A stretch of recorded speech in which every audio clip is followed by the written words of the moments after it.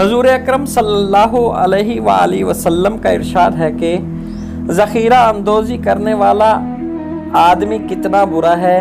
اگر اللہ تعالیٰ چیزوں کا نرخ سستا کرتا ہے تو اسے غم ہوتا ہے، اور جب قیمتیں بڑھ جاتی ہیں تو خوشی سے پھولا سماتا ہے۔ جو اپنی ضرورتیں بڑھا لیتا ہے اسے اکثر محرومی کا غم رہتا ہے۔ خوش رہنا چاہتے ہو تو دوسروں کو خوش کرو، غم سے روح میں توانائی آتی ہے۔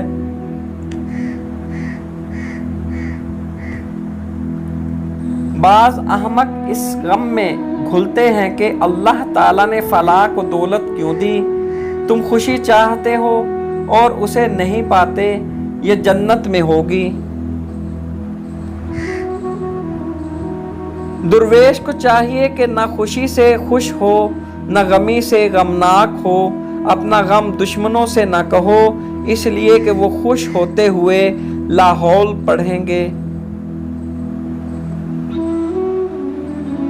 اگر انسان غم اور خوشی کی فکر سے بلند ہو جائے تو آسمان کی بلندی بھی اس کے قدموں کے نیچے آ جائے۔ خدا کا پیارا وہ ہے جو کسی کو تکلیف نہ دے، خوشی اور غم میں یکساں رہے۔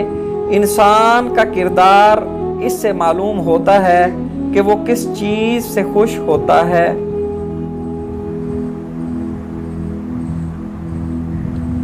خوشیاں وہیں پروان چڑھتی ہیں جہاں اعتماد کے بیج کی آبیاری ہو۔ خوشی اور سکھ ایسے عطر ہیں جنہیں جتنا زیادہ آپ دوسروں پر چھڑکیں گے اتنی ہی زیادہ خوشبو آپ کے اندر آئے گی۔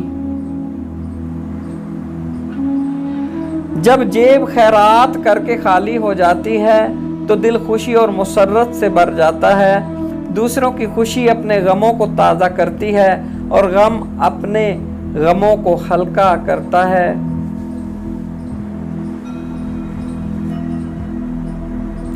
جس کو خدا کا نام میٹھا لگا اس کا دل مسرور ہے، خوشیوں سے بھرپور ہے۔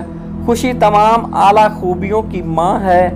خدا کی مخلوق کی خدمت خدا کو خوش کرنے کا بہترین ذریعہ ہے۔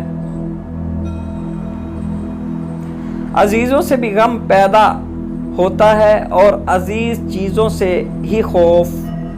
جو عزیز چیزوں کے بندھنوں سے آزاد ہے اسے نہ غم ہے نہ خوف۔ خوشی کے پھول کو اتنا نہ سونگھو کہ اس میں غموں کا رس ٹپکنے لگے۔ کتنی عجیب بات ہے کہ جو خوشیاں ہم صرف اپنے لیے حاصل کرتے ہیں اس میں بالآخر اکتا جاتے ہیں۔